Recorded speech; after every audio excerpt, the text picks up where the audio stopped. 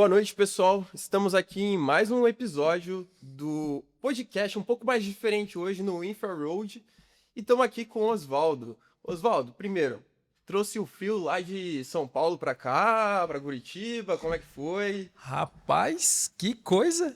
Chegou aqui, já amanhã tô sabendo que já vai chover, já tá no frio, e amanhã vai chover, vai fazer mais frio. Mas toda vez que eu venho pra Curitiba, o que acontece? O último podcast que eu tava também, rapaz, eu nem tava armado, hein? E fez frio. Tu veio basicamente quase sem roupa, né? Lembra? Tipo, sem roupa. Calma aí, gente. É sem roupa, é sem blusa de frio. Não, eu vim equipado. Dessa vez aqui, né? Pelo amor, é em Curitiba. Então eu aprendi a lição. Realmente não pode esperar, não, que aqui é frio, hein, cara? Osvaldo, é um prazer te receber aqui, tá fazendo esse podcast contigo. Esse é um podcast rápido, tranquilo. Gostaria de ter muito mais tempo para trocar ideia contigo. Tranquilo. Mas vamos falar um pouquinho sobre ti, sobre a CSBIM, vamos falar um pouquinho do que você falou aqui dentro do evento do Infraroad, o que você achou também.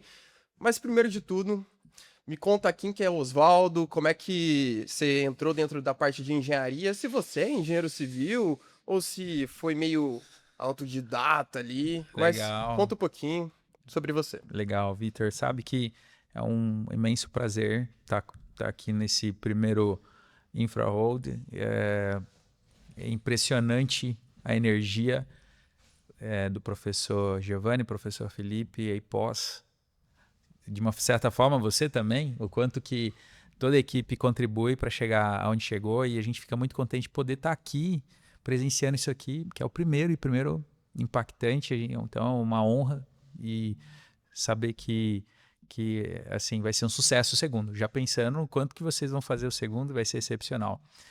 E rapaz, falar de mim, assim, eu sou engenheiro civil, eu tenho eu sempre tive a curiosidade de querer entender como é que a gente faz as coisas de um modo mais rápido e simples, né? Então, dessa minha curiosidade e do meu interesse que veio desde a época do meu pai, né? Que eu vim da marcenaria. Eu vim de fazer essas cadeiras aqui, ó. Fazia essas cadeiras, fazia essa mesa aqui e de uma certa forma entender como é que a gente podia fazer isso de modo... produzir isso, ver acontecer de modo mais rápido, né? E disso que me levou, inclusive, meu pai a ir para curso de AutoCAD, onde eu tinha uns 14 anos, por aí, 12, não me lembro se era 12, mas nessa data aí, essa idade, lembro que eu tinha cabelo. Mas... Não que agora não tenha, não, né? não, calma, não que agora não tenha, né? tá? Eu plantei alguns aqui. Vamos fazer a dancinha da chuva. Quem sabe, né? Cresce. Mas tô curioso para saber o resultado. Espero que você também esteja, né? Mas a gente, com uns 12, 13, por aí, eu lembro rapaz, o computador não era muito fácil ter acesso, né? Então, meu pai tinha um Monza Classic e, cara, aquele painelzão digital e tal. E aí ele precisava querer inovar, ele queria entregar projetos, porque ele sabia que agregava valor fazer isso. Então, parte da venda desse carro foi para investir no computador, num curso para mim, e que me levou onde eu sou agora. Então, um curso de AutoCAD que me levou à curiosidade de entender como é que a gente poderia digitalizar aquilo que vai ser construído. Então, da marcenaria me levou para a engenharia, de tal modo que falar, cara, louco. Então, assim, o ver acontecendo, ou sair do papel aquilo que você projetou, né? E principalmente a engenharia que tem uma grandiosidade de aplicação, é excepcional. E aí esse é o meu, aí é onde está o meu coração. Meu coração tá na engenharia, eu amo o que eu faço. E tu, bom, pelo que eu conheço da tua história, tu começou ali com aquele curso de CAD, basicamente, pelo que eu compreendo e conheço um pouco da sua trajetória, foi CAD, mas para projetar marcenaria, alguma coisa do tipo. Foi evoluindo ali, aprendendo alguma coisa ali no CAD novo, foi pegando talvez alguns projetos ali diferentes, e aí até entrar em engenharia que você comentou. Perfeito. Como é que foi essa entrada dentro da engenharia para depois cair em Vitor, excepcional. rodovia, loteamento, Muito louco isso, cara. drenagem? Muito louco isso. Porque, então eu sempre fui apaixonado pelo AutoCAD, porque eu tinha, imagina, 14, nessa idade, a gente só pensava, eu só pensava, assim, era pipa, era Lego, era jogar bola. Então, assim, quando eu via um computador na minha frente e fazer acontecer aquilo, eu me apaixonei. Então, foi onde eu comecei a imaginar possibilidades, né? E aí foi onde, pela paixão de fazer o que eu fazia, no CAD, aí eu comecei a ser procurado para dar aula de CAD. CAD cru. Então, Oswaldo, com 15, 16 anos, eu dava aula na Microlins, né? Aqueles lugares onde você falava, pô, você não tinha YouTube, né? Onde é que você vai fazer um curso de Excel? Então, você vai lá no Microcamp, foi o Microlins, uns lugarzinhos que, né? E aí lá tinha também curso de AutoCAD que eu dava. E interessante que dali eu comecei a fazer contato com pessoas, percebi que era uma coisa que eu gostava, lidar com pessoas também era uma coisa que eu gostava. Eu também me interessava muito pelo que as pessoas faziam. Então ali fiz muito contato com engenheiro, por sinal, também, né, das antigas, antes de me tornar engenheiro. Até que, num determinado momento, eu entrei numa empresa em Campinas que era revendedora da Autodesk.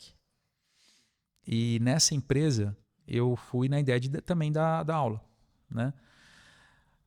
Só que o interessante é que, como eu tinha um viés do meu pai comercial, eles perceberam então que comercial de lidar com pessoas, lidar com cliente e tal. Então a empresa que era essa revendedora, ela falou: Oswaldo, você também vamos atuar como vendas. E aí eu atuei como venda de software. Então eu sabia AutoCAD e comecei a vender software de CAD. Então como é que era vender o software? Eu literalmente ligava, era prospecção. Então eu tinha ali uma carteira de cliente, né? Mas era baseado num DDD. Então eu tinha lá o DDD 16, 12, lembro até hoje. DDD 12, então é tudo Taubaté, São José dos Campos, a região do Vale, né, de São Paulo. E ali eu comecei a vender softwares. E o mais interessante, que eu me destacava das vendedoras ou dos outros vendedores, é porque eu conhecia a ferramenta. Então, na hora de vender a ferramenta, eu sabia o que o cara normalmente queria e precisava. Aí eu comecei a abrir dentro da empresa um setor um pouco diferente, um setor comercial técnico. Então, ou seja, o cara começou a dar quase um suporte ali pós-venda. Perfeito. Porque no caso é tipo, basicamente tipo eu quero, te vendo e pronto, acabou. Era isso que fazia. E Oswaldo chegou ali um pouco de conhecimento sobre a tecnologia. Então, te vendo o celular, tu comprou, tu resolveu o teu problema, mas tu tá com um problema que, cara, a bateria não tá funcionando. Ou no caso ali, cara, eu não sei mexer direito no WhatsApp, porque aí eu auxiliava. Matou. Então, Victor. basicamente, matou. Fez um acompanhamento logo depois. E aí era legal, porque isso também me trouxe contatos, me trouxe, né, ideias e possibilidades, né? Porque eu aprendi um pouquinho ali, ganhei alguma experiência em relação a licitações, a entender como funcionava a participar de pregão e tudo mais, de compra e venda de software, né? Até que ali dentro dessa empresa... Microlins, você falou, né? Não, a empresa se chamava TechGraph. TechGraph. Ali dentro houve a necessidade de... Eles tinham já um viés também de desenvolvedores, né? Então, eles tinham um viés de desenvolvimento. Então... Desenvolvimento que tu fala, desenvolvimento de programas, plugins... Exato. Perfeito. E aí o que era interessante é que eles como eu tinha esse viés, eles tinham um viés técnico. E eu tinha um viés eles tinham um viés de desenvolvimento, que eu não sabia. E eu tinha um viés de vendas e conhecimento técnico. Então eles falaram, Oswaldo, vamos abrir um front de a gente comercializar uma ferramenta uma ferramenta nova, dentro de como se fosse um plugin. E aí foi onde eu entendi como o mercado funciona para se introduzir novos softwares. Então, novas aplicações. Então, assim, como é que funciona para se... Eu tenho um programa. Beleza, mas ele é padrão. Eu preciso modificar esse programa ou criar alguma coisa para que realmente funcione ali. Então, eu comecei a entender um padrão no sistema que, independente do setor, eu poderia, desde que eu estudasse o setor, o gargalo do setor, a gente poderia desenvolver ferramentas que ultrapassassem o limite do software. Eu gostaria de fazer até um parênteses, porque isso aqui, se a gente prolongar esse parênteses e a gente ir ao longe, eu já ouvi em questão de, pô, eu tenho uma solução. Então, dentro da engenharia eu tenho um problema, eu já tenho a solução, mas eu preciso de um programador que faça a programação disso para resolver e ser aplicável. E dentro do cenário de engenharia civil, por que eu falo isso dentro do cenário de engenharia civil? Hoje a gente tem muitos programadores, está desenvolvendo muitos programadores, só que dentro do cenário de, pô, engenheiro civil, tá faltando um engenheiro civil. Aí tem o pessoal de engenharia civil que fala, não, o pessoal tá pagando pouco. Não, eu preciso de profissional. Mas daí tem uma área muito chata na engenharia civil. Pô, eu tô me formando agora. É excepcional então, isso, eu sei, eu tô te me formando acompanho. agora. Então, no Parabéns. caso, tem a matéria que eu aprendi linguagem de programação em C. Teve lá, né? Aí, a gente tem, é verdade, na engenharia. E aí, muitos alunos pegam DP. Pegam DP, reprova, é uma matéria chata, é um pouco de lógica. E, bom, eu fiz em C, mas fiz no computador. Tenho colegas que fizeram já direto em Python, tem colegas que fizeram na mão mesmo, assim, pega o papel, a caneta, escreve a lógica na mão, assim, pro professor corrigir o papel lá e... Doideira. Não dá nem looping no computador, não trava nem o computador. Tudo bem, né? Doideira. Mas aí, por que eu dou esse parênteses aí? Porque, no caso, eu acho que é isso que você identificou. Tu tinha uma problemática, tu tinha uma solução e você precisava de um programador para desenvolver isso. E por que eu falo isso? Porque dentro da engenharia, muitas das coisas vai ter que ter um engenheiro civil focado em programação. Matou. E aí, no caso, para desenvolvimento de plugins, eu gostaria que você explicasse um pouco dessa sua trajetória, de que você não conhecia programação, tinha a solução, tinha o problema e você teve que desenvolver o seu próprio programa com o auxílio de alguns programadores. Perfeito, muito bom, Victor. Isso traz muito do que nasce a antiga Cadista Info, hoje CSBIM, porque a CSBIM ela veio da ideia de desenvolvimento de projetos. Porque até então, antes de nascer a CSBIM, eu fiz muito contato já dando aula de Civil 3D. Então, em Civil, assim, eu dava aula de CAD, eu era um vendedor, e aí do nada, a Autodesk veio com uma ideia de comprar o Land e virar um Civil 3D, e de que vir materiais de treinamento de Civil 3D em 2009, 2010. 2010, então 15, 14 anos atrás. Eu falei, cara, eu conheço CAD, esse é o material? Fechou, vou dar aula desse Civil 3D aí, deixa comigo. Não, era engenheiro. Na época você conhecia o CAD, mas não conhecia o Civil 3D. Não conhecia. Era um programa que tinha acabado de ser convertido o nome, né? Era o Land Desktop. Era de outra empresa? Era da Autodesk também, só que aí eles meio que turbinaram o Land, mas modificaram algumas coisas, só que deixou um pouco mais paramétrico. Melhorou e piorou algumas ferramentas, né? Alguns dizem que, principalmente aqueles que estão acostumados com o processo antigo, né? Uhum. Mas hoje, toda a guinada que deu, não daria para trabalhar. Interessante, isso como a gente entende programação, existem bibliotecas e APIs que ainda são do Land. Então, quando eu vou, por exemplo, Parcel, feature. Então, existem coisas ali que não evoluíram. Hoje estão evoluindo um pouco mais, né? Mas que estão agarradas nas versões do Land. Mas por que eu digo isso? Porque, assim, quando eu me deparei com o Civil 3D, eu imaginei que era só mais um AutoCAD. Imaginava, é mais um AutoCAD e meu público Não, tanto que eu tô... eu abro eu abro Você Civil dá um 3D P-Line, né? e se tiver alguém que, que é um cadista de Sim. construção civil, nossa, cara, tá usando AutoCAD pra rodovia? Eu falo que é porque... melhor, mais fácil. Não tem como explicar pra ele que Que Civil 3D não é AutoCAD, mas também é AutoCAD, porque você consegue utilizar... Exato. É mais fácil concordar. Exato. Exato. Mas assim, eu também tinha essa ideia dessa pessoa que te questiona, de que AutoCAD era um AutoCAD. E aí, quando eu fui falar com esse pessoal, eu vi que era um público diferente. E aí eu preparei o material.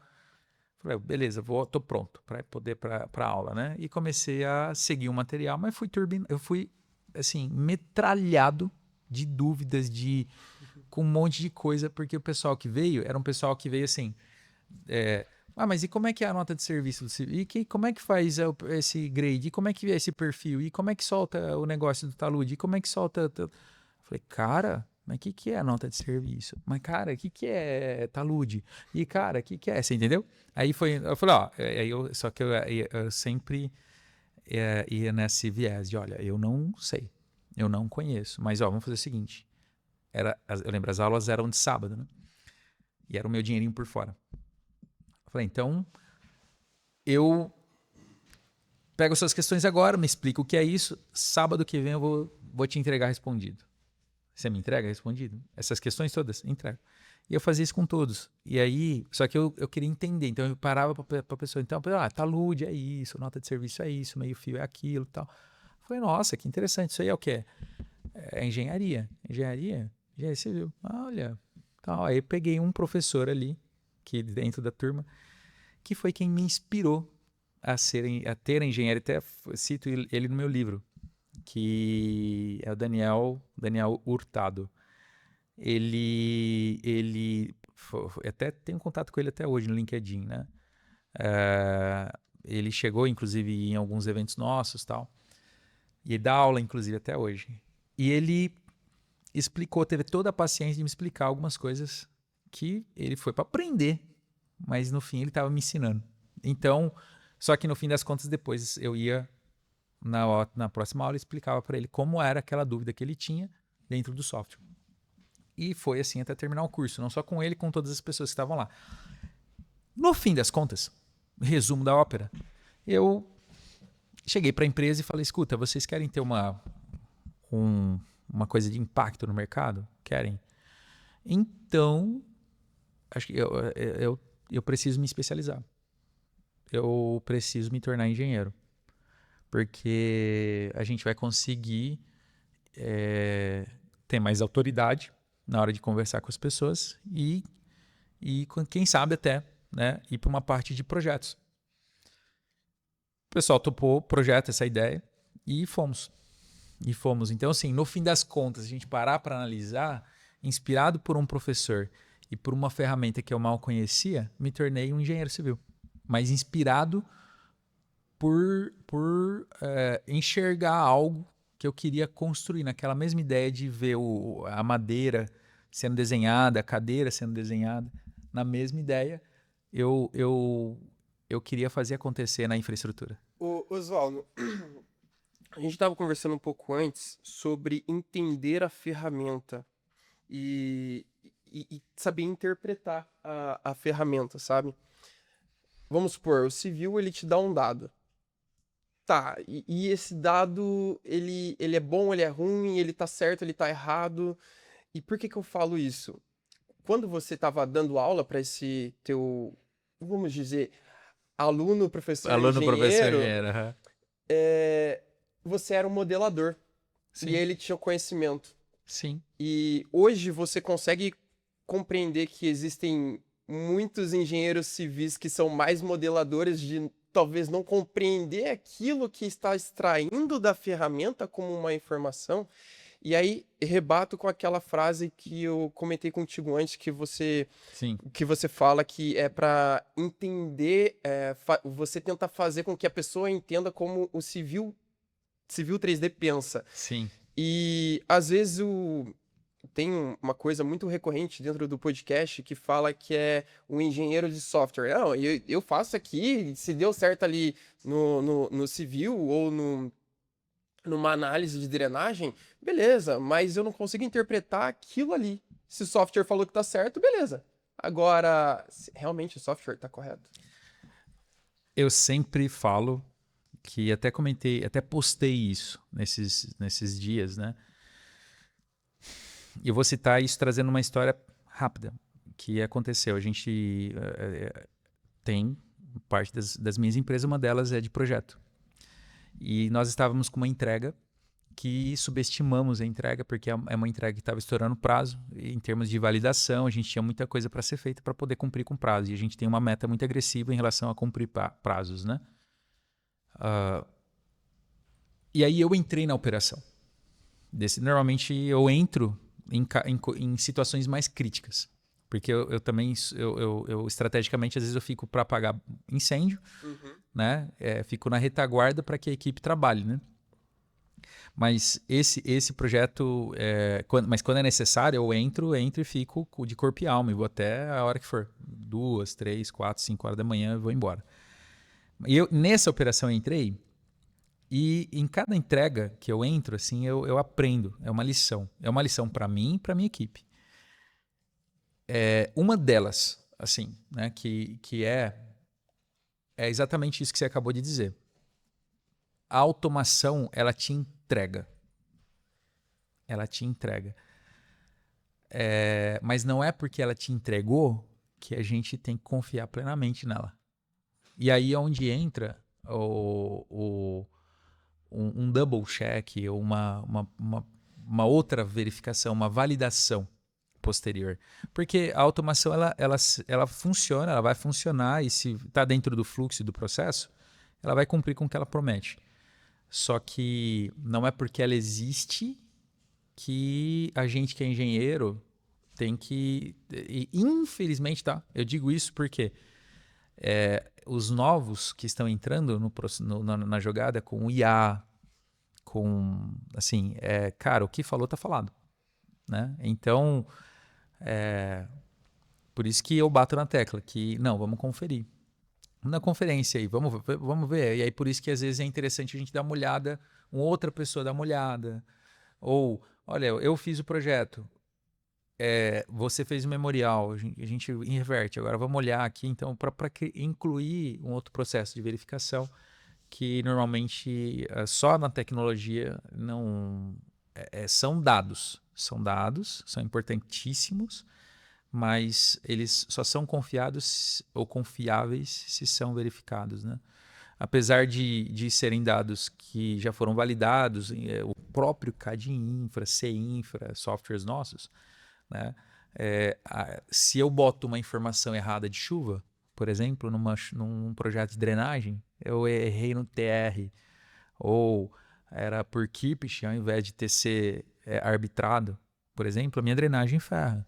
E aí, no caso, você comentando sobre essa solução que você tinha, e aí foi atrás para entrar na engenharia civil, e no mesmo tempo aprendendo sobre civil 3D, aprendendo sobre infraestrutura em geral, como Perfeito. nota de serviço, Talude. talude. Eu tive muito essa dificuldade no início, porque era entender a ferramenta, entender o que eu estava fazendo. Perfeito. O que que é um corredor, o que que é um É alinhamento, o isso? que é curva, o que que é curva vertical, É, enfim. E quando você finalizou a graduação, basicamente você já tinha algo estruturado como a CS BIM ou foi depois que você foi desenvolvendo até chegar no CAD Infra hoje? perfeito. Como eu já tinha esse viés no mercado, entender como é que funciona a introdução de novas ferramentas e saber que um software pronto, ele sozinho não te entrega uma solução completa. Quando eu saí da empresa, eu saí com esse projeto mesmo, com um projeto de querer impactar o mercado em relação a desenvolver soluções diferentes. Tanto que o CAD Infra é interessante, né? Porque o CAD Infra ele não veio na ideia de só dimensionar a rede. Ele nasceu antes disso. Ele veio da ideia de a gente automatizar processos sem ter Dynamo. Mas é como se fosse um mini Dynamos, só que resumidos em botões já prontos. Né? Então, eu quero criar vários perfis de uma vez. Eu quero renomear alinhamentos todos de uma única vez. Eu quero, enfim, trocar... Processos, problemas simples, mas com processos que demandam muito tempo. Demandam tempo. E que um cara fazendo aquilo ali, se ele tivesse uma ferramenta que na operação dele trouxesse um resultado de tempo mais rápido do que ele está acostumado, para ele pagou o que ele precisava. Então, ou seja, o CAD Infra ele veio nesse viés de automatizar o processo. Tanto que a ideia do BIM não era uma coisa assim tão, né? Tanto que por isso que o nome surgiu CAD Sim. Infra, né? Porque com essa pegada mesmo de ser uma ferramenta baseada em CAD, que o civil é uma ferramenta baseada em CAD, mais voltado para a infraestrutura. E complementando, eu vi que você hoje na palestra, não consegui acompanhar inteira hoje, você comentou sobre o CAD Infra, comentou sobre o Cetopo. E quais são as outras ferramentas que você tem, que você ajudou a desenvolver ou desenvolveu? E também um pouco do que você abordou aqui em relação aos seus próprios softwares, sobre talvez BIM. Eu vi ali que você comentou sobre Dynamo, sobre Subassembly Composer. E como que você vê com essa parte de desenvolvedor / professor com Maratona Civil 3D e também como projetista. Ali dentro, englobando tudo, assim, sabe? Você resumiu exatamente as 3 empresas que nós temos. O nosso grupo ele é formado por educação, projetos e tecnologia, que é a Global Tecnologia, Global Soluções. Só que uma interliga na outra. Por quê? Eu digo que quem puxa a rédea é projetos. Então, quem puxa... é o cliente. É o cliente. E, vamos dizer assim, no fim das contas, tempo é dinheiro. Então, a gente percebe que onde está perdendo tempo, a gente precisa melhorar. Então, se eu estou perdendo tempo naquele processo, eu preciso criar uma automação para que eu não perca mais tempo. Porque se eu reduzo o meu tempo, eu consigo passar. Projeto, assim, como é que eu escalo o projeto? Se eu tenho processo e pessoas. Processo são 2 P's. Eu tenho processo e pessoas. E aí, se eu tenho processos e pessoas, só que o meu processo é antigo, é atrasado, ferrou. Eu não consigo escalar. Então, o processo ele precisa ser sempre revisitado. Principalmente agora na fase que a gente está, sendo atropelado pelo BIM. Então, tem gente que ainda não entende isso. A gente teve lá, o que é interessante isso, a gente teve pessoas que estavam lá, são pessoas que já estão num nível de consciência. A gente trouxe isso na palestra, um nível de consciência que muitos ainda não têm, porque pensam que, mas isso não é para agora, isso não vai e tal. Então, assim, quando a gente trouxe esse nível de conscientização e até numa história real de que se a gente não inova ou se a gente não se adapta ao mercado, a gente perde o mercado e pode morrer. Se perder o mercado pode morrer. Então, significa que aquela ferramenta que a gente está acostumado a trabalhar, ela vai precisar sempre, fatal. Eu preciso de uma ferramenta e ela precisa ser estressada em relação a ter mais um fluxo de processo mais otimizado. Então, a gente sempre revisita esses fluxos para que a gente certifique se eles estão automatizados. E aí, para isso acontecer, eu vejo se a tecnologia, e cada versão me possibilita criar novas possibilidades. Por exemplo, essa versão do 27, por exemplo, ela está fenomenal em relação ao uso de IA. Então, a 26, por exemplo, em relação a Dynamo, 25 também, 25, 26 em relação a Dynamo. Mas aí o mercado, agora falando das ferramentas que precisam ser turbinadas, né? Eu trouxe isso lá na palestra, que um CAD ou um civil, sozinho, ele não faz uma entrega de um projeto. Um Revit, um projeto em BIM que uma concessão precisa. Então eu preciso, por exemplo, de softwares que são a parte. Né? Por exemplo, eu quero um software que faça sinalização. Eu vou fazer na mão? Posso, mas tempo é dinheiro. Um projeto que vai, uma aplicação que me ajude a dimensionar a minha canaleta. Posso fazer na mão? No Excel? Pode, mas tempo é dinheiro. Então, quanto mais a gente turbinar o software, mais é plausível aquele prazo que a concessão está pedindo. E a gente chega e fala, porque agora entendi por que você está pedindo esse prazo, porque existem possibilidades.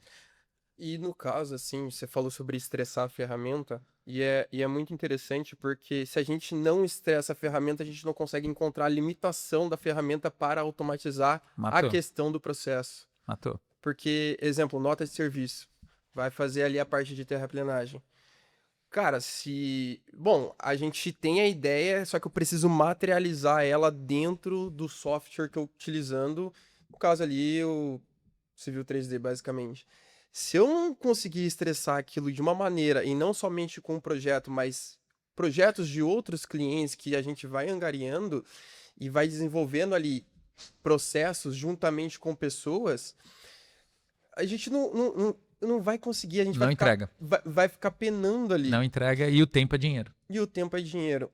E só para finalizar aqui algumas questões, e a gente encerrar com o podcast, por mim, a gente poderia tempão, né? A gente ficaria horas aqui, mas eu gostaria que você falasse também, Oswaldo, em relação ao que você achou do evento. Legal. Em relação às pessoas que estavam ali, se você achou que, tipo assim, era o que você esperava, se você estava falando com o público correto. Sim. Entende? Legal, entendi. E se você acha que possivelmente você voltaria para um Infraroad em 2027?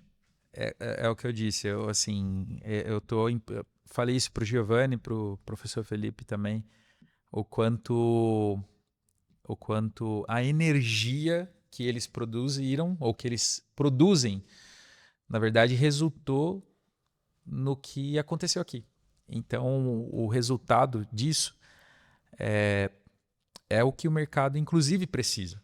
O mercado precisava de algo de que se direcionasse, porque é daqui que vai surgir insights, networks, ideias. Tive gente, por exemplo, que até agora respondendo a questão de público, tive gente ali que na conscientização, assim que terminou a minha palestra, falou, cara, faz sentido, entendi o porquê o CAD civil precisa de ser turbinado, entendi o porquê. Então, assim, o nível de perguntas das pessoas que estavam ali, construtoras... Que tipo de perfil você encontrou ali? Você consegue... Pessoas que realmente estavam interessadas no assunto e que não estavam perdidas, mas elas, de uma certa forma, queriam um direcionamento em relação aos usos. Né? Então, eu fico muito contente de ter o privilégio, né? De ter a honra de ter dado essa palestra aqui no Infraroad, no primeiro Infraroad, da qual novamente parabenizo, né, a energia do professor Giovanni e do professor Felipe, de que as pessoas que estavam ali são pessoas que realmente eram pessoas que estavam interessadas no assunto, eram pessoas que estavam querendo inovar, querendo entender como dar o próximo passo. Então, dentro da área de rodovias e infraestrutura, como é que... Exato, ali tudo. O pessoal que estava ali, realmente, até pelo que eu sondei ali, né, são pessoas que já... e tinham vários níveis, tá? Tinham vários níveis.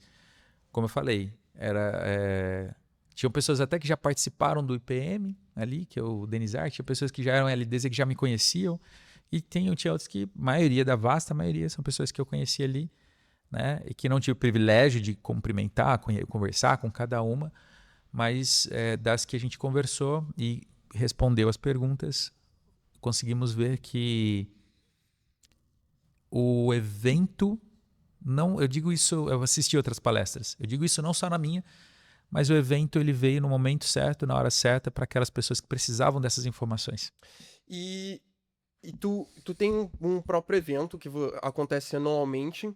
E se quiser finalizar com esse evento Claro. aí para fazer, caso tenha novamente esse ano, que ano Sim, passado o IPOS esteve lá, foi sim. fenomenal Uhum. e terá esse ano novamente? Opa, até antes disso, você falou uma pergunta que eu acabei não respondendo. Eu com certeza estarei, né? Lógico, vamos alinhar ainda mais, mas dependendo de mim, 27 Infraroad, excepcional. E se você tem dúvidas sobre Infraroad 27, esteja aqui, porque aqui é o seu lugar. Você está escutando aqui o podcast até agora, é porque você também está procurando entender mais da tecnologia, entender um pouco mais sobre um direcionamento, porque e busque informação de pessoas corretas, de pessoas que realmente estão interessadas em passar a informação do jeito correto. E quando a gente vamos dizer assim, procurou, encontrou, teve essa sinergia com o professor Giovanni, o grupo IPOS, né, a gente percebeu que eram pessoas comprometidas com o que a gente também é comprometido. Né? Então esse evento é com essa ideia de realmente trazer a informação correta para você. E o IPM ele tem essa ideia. Né? Até falei um pouquinho lá também na palestra. De trazer as informações que realmente são validadas e corretas para quem veio. Né? A gente valoriza muito isso. Mas com uma pegada ainda mais de hands-on, de mão na massa, que a gente tem o computador, a pessoa leva o computador e ali a gente, durante 3 dias, a gente fica estressando a ferramenta junto e trazendo novos fluxos que foram descobertos durante o ano. Porque, como eu falei, os meus fluxos, os meus processos são sempre revisitados para poder otimizar e entender que, cara, realmente... Não é sempre um ponto final. Não imagina. Eu falei falei... o processo perfeito daqui 3 anos. Não, exatamente isso. Eu falei isso hoje para uma aluna minha. Assim, eu refaria o meu LDZ. Meu LDZ 2.0, porque o LDZ atual tá assim, é excepcional. O fluxo funciona, é top, mas com a tecnologia que a gente tem hoje, a gente faz em metade do tempo. O que a gente já fazemos hoje internamente na metade do tempo. Então, provavelmente a gente vai ter algo para 27 no LDZ 2.0 e o IPM desse ano com grandes novidades voltado para rodovias. Bom, espero estar lá. Com certeza. Espero ir com o IPOS, encontrar vocês. Com certeza. Oswaldo, muito obrigado pela sua presença. Eu gostaria muito de ter visto a sua palestra hoje. Eu imagino que estava na correria aqui também. Eu não consegui ver, mas pô, é um prazer estar contigo e deixes aí suas últimas palavras aí para o público que está assistindo aí. Show de bola. Muito bom, pessoal. Então, para você aí que está vendo a gente, até agora assistiu o podcast. Onde te encontra, essas coisas. Legal. Minhas redes sociais sempre... vou falar do Instagram, @OswaldoJuniorCSBim. É um padrão, se você colocar Oswaldo Júnior CSBim no LinkedIn, no YouTube, você vai me encontrar. A recomendação é que você me siga, tanto no LinkedIn, se você não me conhece ainda, né? Está conhecendo aqui, caiu aqui de paraquedas e me conhece agora, então espero que você tenha gostado desse podcast, mas muito prazer e caso se aprofunde e conhecer um pouco mais também, porque a gente traz conteúdos de qualidade, com seriedade, serenidade, levando em consideração que a informação ela precisa ser correta, né? E então os nossos conteúdos, nossos infoprodutos, eles têm essa pegada. Então, maratona é uma recomendação. Se você não conhece o que é a Maratona do Civil 3D, onde você aprende a pensar como o Civil 3D pensa, 100 aulas exclusivas sobre essa ferramenta importantíssima. Até hoje eu escuto pessoas agradecendo, a gente fica muito contente, pessoas que agradecem diariamente ali nos comentários. E apesar de ter parado já quase 1 ano, a gente tem sempre novos inscritos, novas pessoas, novas recorrências de pessoas ali assistindo. E minha recomendação aí para você, né, esteja junto com a gente nos eventos também espero estar aqui, né, junto com o professor no ano que vem. E venha também com a gente nos nossos eventos. O nosso evento principal também, que é o IPM, vai ocorrer no fim do ano. Imersão, projetos multidisciplinares, onde você traz seu computador e aprende novos fluxos de projetos, novidades que a gente lança nas nossas ferramentas para te trazer maior velocidade e maior precisão nas suas entregas, que vão facilitar aí o seu dia a dia. E novamente com a ideia de que tempo é dinheiro, né? O mais importante é isso. Muito obrigado, Oswaldo. Bom, eu não sei quando que você vai assistir isso aí, mas hoje é dia 21 e amanhã temos mais evento. Legal. Então, tchau, tchau. Valeu, obrigado, viu? Até mais, pessoal.